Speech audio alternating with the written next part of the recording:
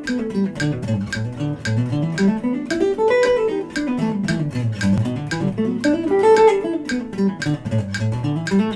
what's up? Welcome to the Woodshed. I'm Dave, and shredding today on the 7-string arch top. So, working on the pentatonic patterns, minor, major, however you want to think about it, and running those positions up and down the neck. G major pentatonic, or E minor pentatonic, however you want to look at it. They're relative keys, so they're the exact same patterns, but it's good exercise to think of things in terms of major pentatonics, and then switch gears, think of things in minor pentatonics, because that's the the context you're going to really kind of have to recall this information when you're playing over a certain chord, and you have a split second to think about where you're going to do, what you're going to do, what key, what position, blah blah blah. So all that stuff has to be pretty hardwired. So anyway, the pattern's going up one pentatonic pattern, so I'm starting in open position, and this is a 7-string guitar, so there's an extra low A string on top, so that screws with my students all the time. So I apologize for that. Anyway, starting on the E string.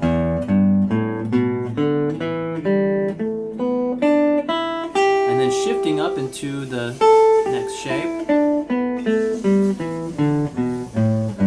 Shifting to the next shape. Next shape. Oops. Next position. Next position.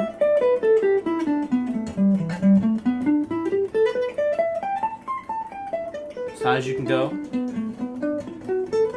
Is you can start to work your way into playing bursts of these 16th note, passes down the string set. Alright, so for instance, we can start with like triplets or eighth notes or something. These are eighth notes.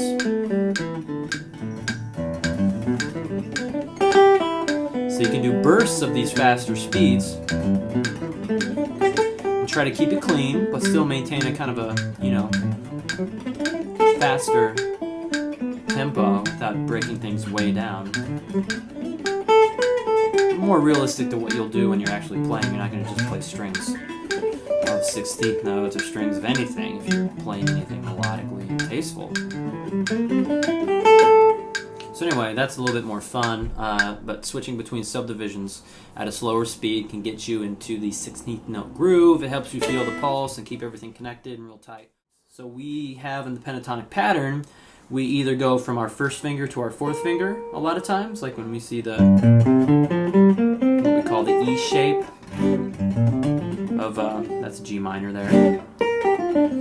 A lot of like first finger and fourth finger. Also a lot of first finger and third finger. This one's the most natural, so that's not such an issue.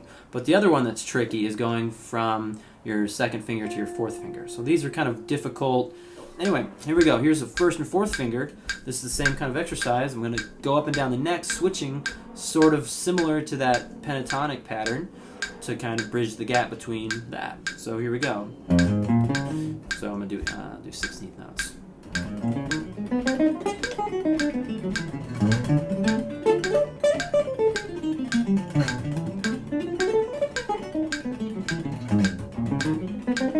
So right there I'm just going first, fourth finger, and then shifting up a whole position, minor third here. Right, just working on those. So those are alright. First and third finger, that's pretty good too. I'll do a couple of those. So basically going down the string set, switching, going up a whole step this time.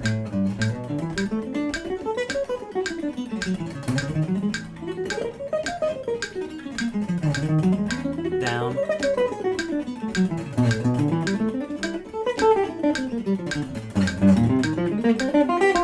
Alright, now second and fourth finger. That's the tricky one for me.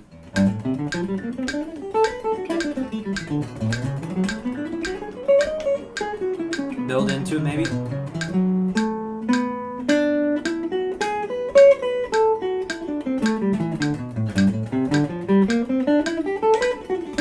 Yeah.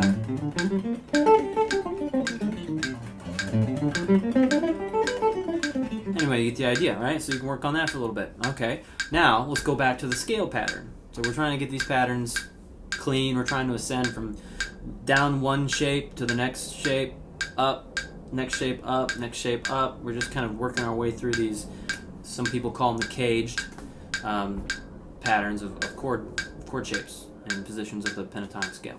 So what I was doing earlier today was running these with hammer-ons, because say some of my issues are not so much with my picking, but the issues are with my hand, my fingers, and my left hand getting to the strings and to the notes, you know, cleanly and quickly enough to time out and time up with the pick.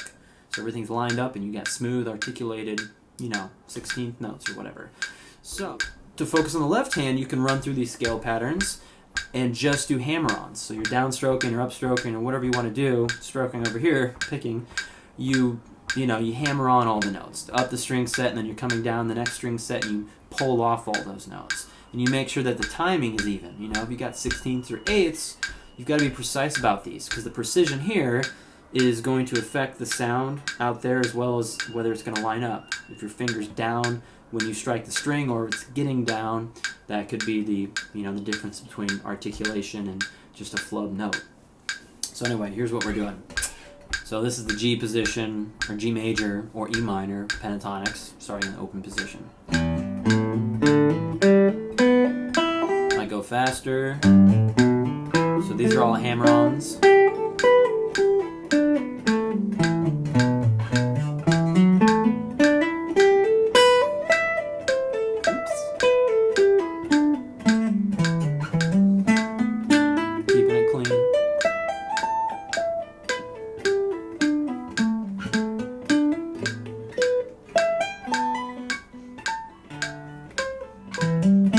You get the idea. Now let's do it faster, or maybe do bursts or something if you're trying to get fast and you can't do it yet. Try 8th notes into triplets, into 16th note rhythms, but we're using the hammer-ons.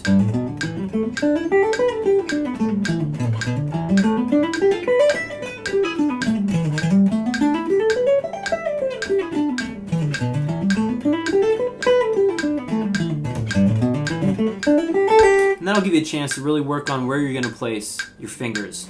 Say you're in the position, here's what we're calling the E position of G major. That's kind of a weird one because you're switching between second and fourth, first and fourth, first and fourth, first and third, then second, fourth. That's a pretty complex combination when you're running things at a fast speed.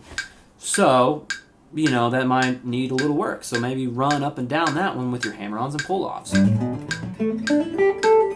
Figure out the fingering. So you're going to go second, fourth, first, fourth, first, third, and then maybe switch up to first, third again, or you're going to stay in the same position and go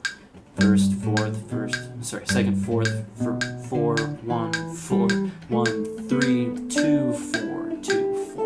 So you got to make decisions like that when you're running these things. You want to train your muscles and train your muscle memory to kind of decide on which fingering you're going to do, which variation, because that could be a stumbling point when you're playing this stuff faster live. All right, so you work on the hammer-ons, and then you go into picking every note.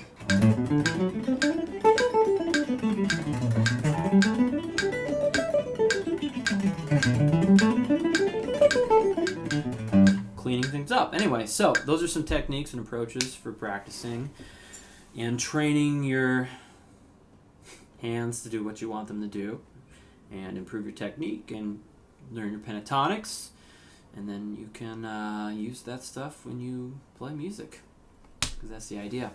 Alright, this is the Woodshed. Thanks for listening. Please leave your comments and subscribe, and check out all the future videos. Alright, get back to shedding. We'll see you next time.